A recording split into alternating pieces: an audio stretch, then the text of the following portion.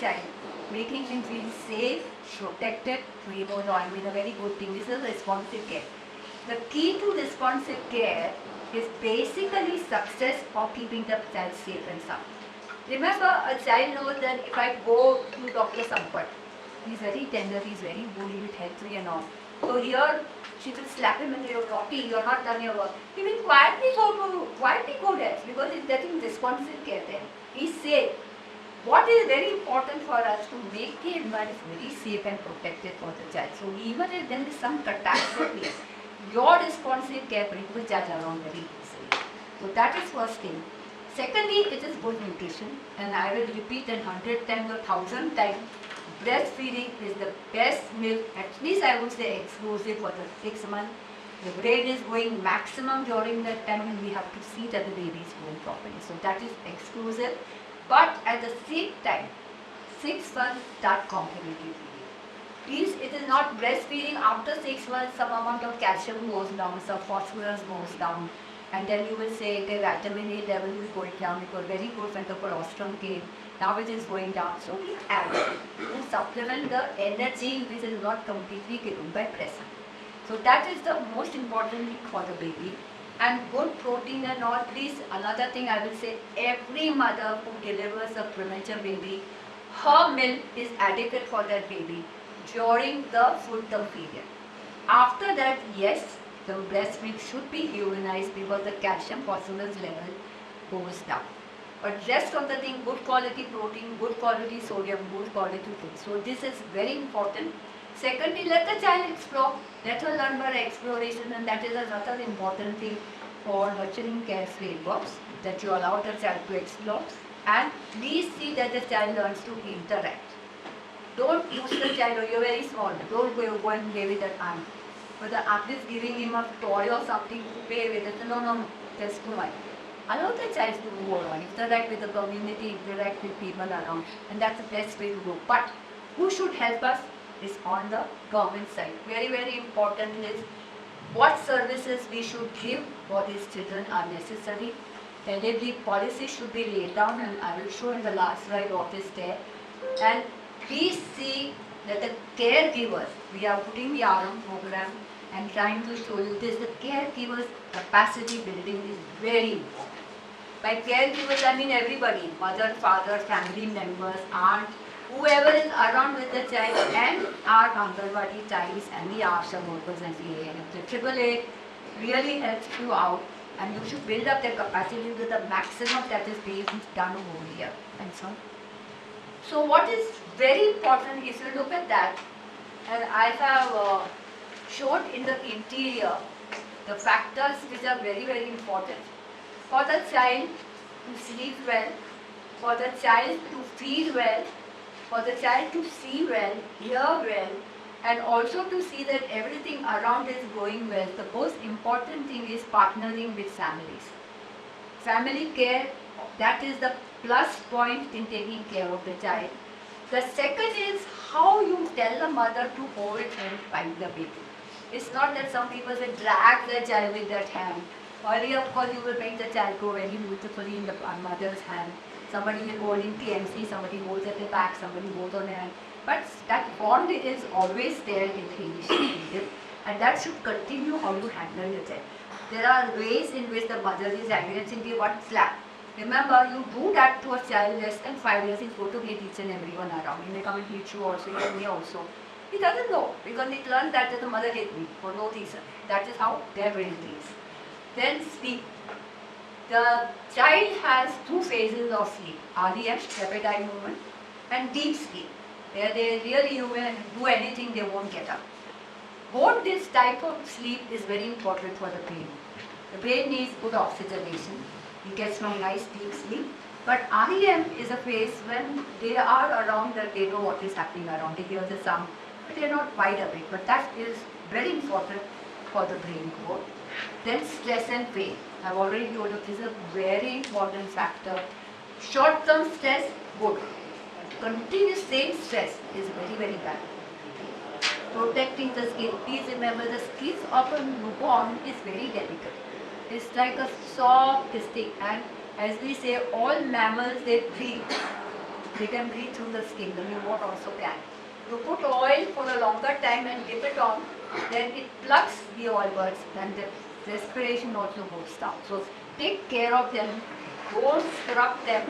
Don't allow those ladies who come to give massage and they break the bones of the baby.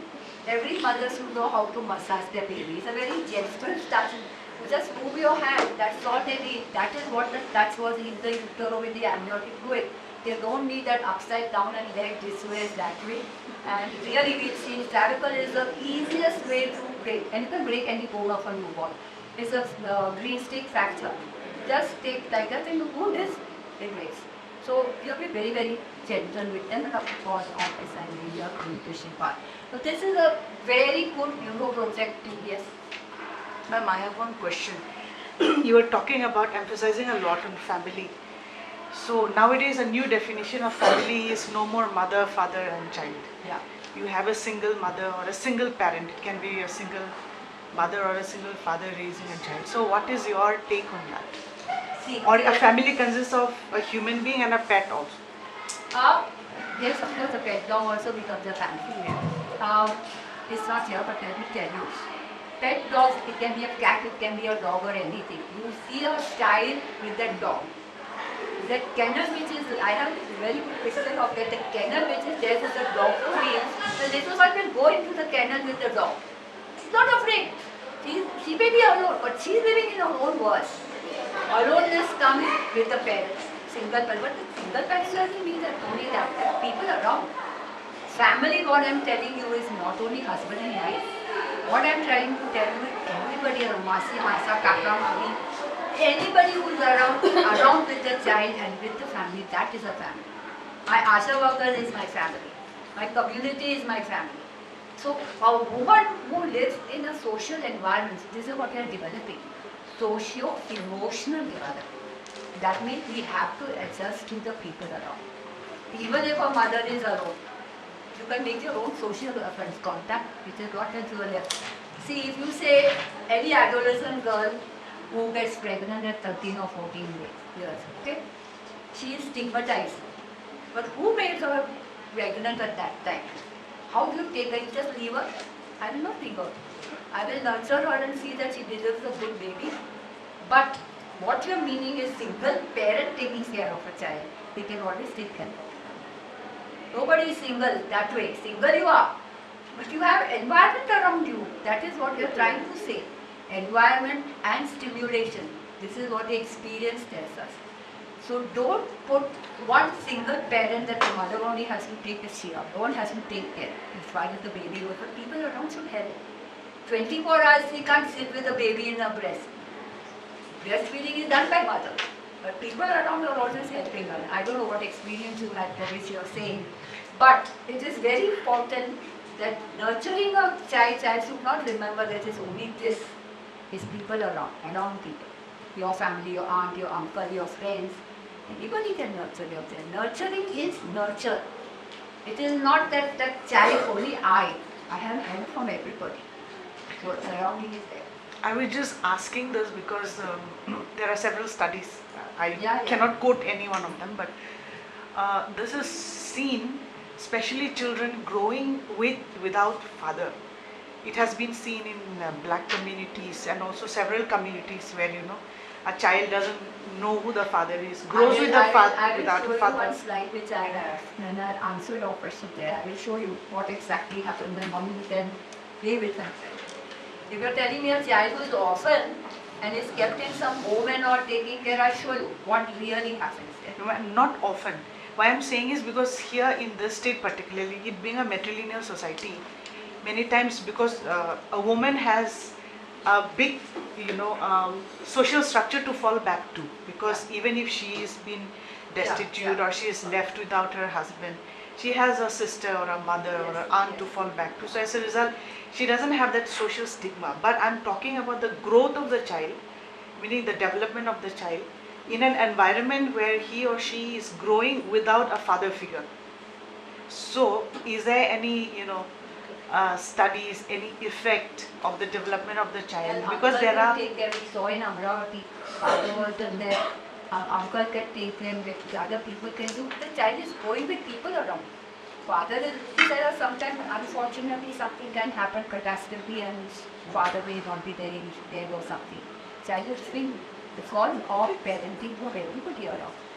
You cannot leave a child, you only think the father figure is there, my uncle is there, other male members are there who can help out. I mean, we are always saying father and mother, but there are others also helping. Sure, of course, if something like that happens and the mother is left without, there are who have not seen children being raised without that father, it's his home. But you have to see that somebody is all the practitioners. That is the basic thing which is there.